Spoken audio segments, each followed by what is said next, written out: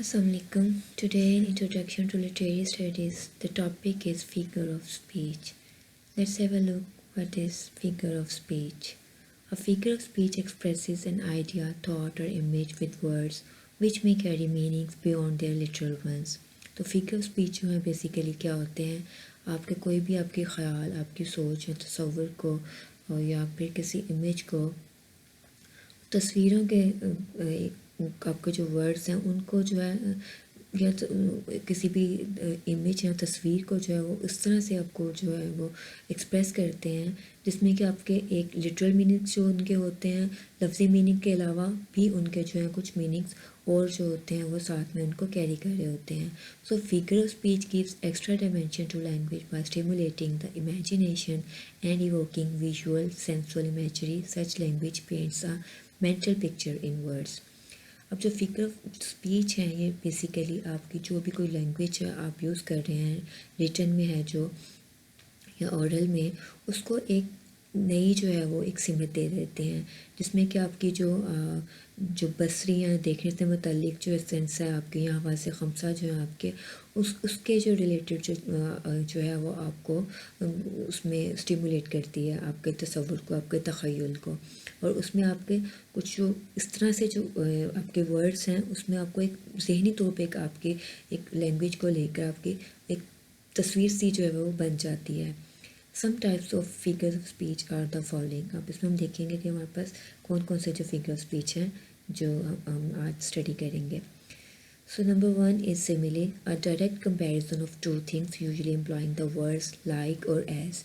अब आपने इसमें डायरेक्टली आपने दो चीज़ों का जो आपने उसमें कंपैरिजन कर देना है जिसमें कि मोस्टली जो वर्ड्स हैं लाइक और एज जो है उनको यूज़ किया जाएगा. Now the example here is from Tennyson's poem, that is, he watches from his mountain walls and like a thunderbolt he falls. अब यहाँ पर like a thunderbolt जो है ये क्या है, यहाँ पे सिमिली है.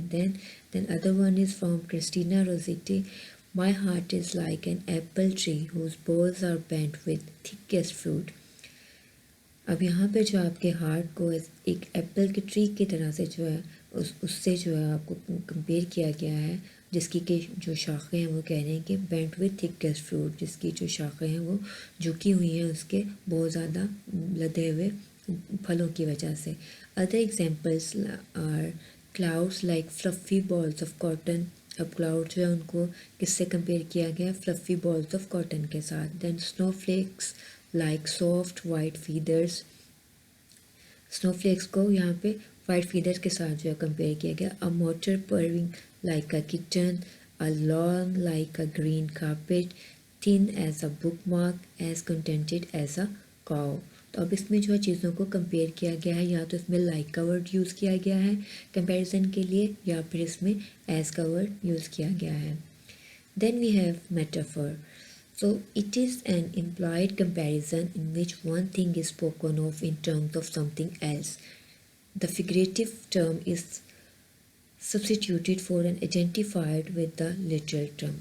अब इसमें क्या है, आपने एक कंपैरिजन किया है जिसमें कि आप जो है किसी और चीज़ के बारे में बात कर रहे होते हो किसी और चीज़ के बारे में बताते हुए. सो फिगरेटिव जो टर्म है उसको जो है उसको उसके जो एक लिटरल टर्म है उसके साथ जो है उसको जो है सब्स्टिट्यूट किया जाता है. Metaphors are extremely valuable in making an abstract idea clear by associating the idea with something concrete that relates to one or more of senses. अब मेटाफर्स के ज़रिए क्या होता है, जो बहुत ज़्यादा जो आपकी जो एक बहुत ही वर्थी जो एक होती है आपकी एब्स्ट्रैक्ट आइडिया को उसको क्लियर किया जाता है by associating the idea with something concrete. अब एक एब्स्ट्रैक्ट आइडिया है उसको आपने कंक्रीट आइडिया के साथ लाइक एक ख़याली एक चीज़ को आपने एक कंक्रीट जो है एक ठोस शक्ल में जो चीज़ है उसके साथ रिलेट कर देते हैं और इसके साथ आप मोर देन वन सेंस से जो है आप उसको जो है एसोसिएट कर देते हो. इन मेरी लार्क्स आर प्लोमैन्स क्लॉक्स. अब ये शेक्सपियर का जो एक यहाँ पे एक लाइन ली गई है. Then entangled in the cobweb of the schools. अब यहाँ पर जो आपके मेरी लार्क्स जो है इनको प्लोमैन के क्लॉक के साथ जो है वो उसको कंपेयर किया गया है. Then entangled in the cobweb of the schools. Then other example, she is a jewel, the sun is a wizard, and the moon is a witch. The sun was a golden dollar, the Lord is my shepherd. The web of our life is mingled yon, good and ill together.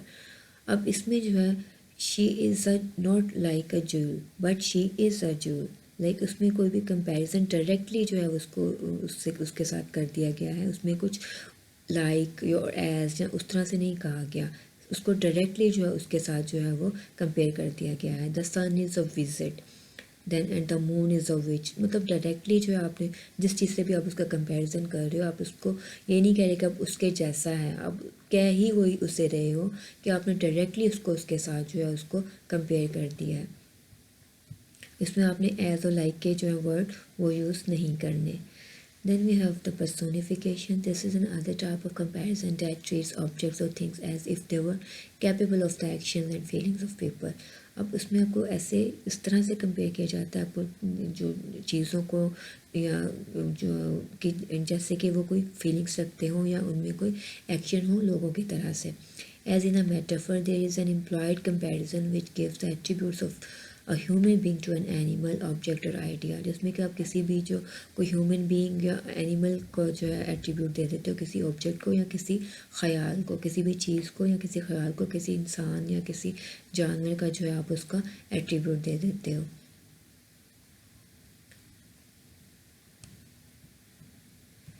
C that bares her bosom to the moon, अब यहाँ पर जो सी है उसको एक human जो है आप उसको एक एट्रीब्यूशन उसको दी गई है जिसके like her bosom to the moon, मतलब ये वर्ड्सवर्थ का है line. Then the dirty nurse experience,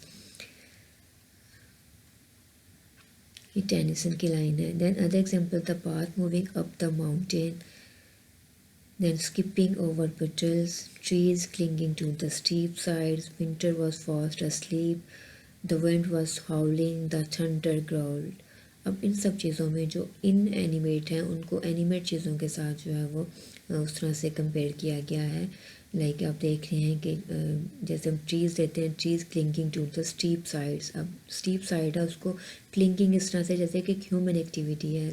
then winter was fast asleep, अब इसमें भी इसको ह्यूमन जो है एक एट्रीब्यूशन जो है उसको दी गई है कि जैसे विंटर जो है वो इंसानों की तरह से वो सो रही है। The wind was howling, the thunder growled, तो इस तरह की जो उनको है कंपैरिजन किया गया जैसे कि वो ह्यूमन है या कोई एनिमल से उनको रिलेट किया गया है। Then we have imagery. So imagery is the use of vivid detailed description that evoke sensory images।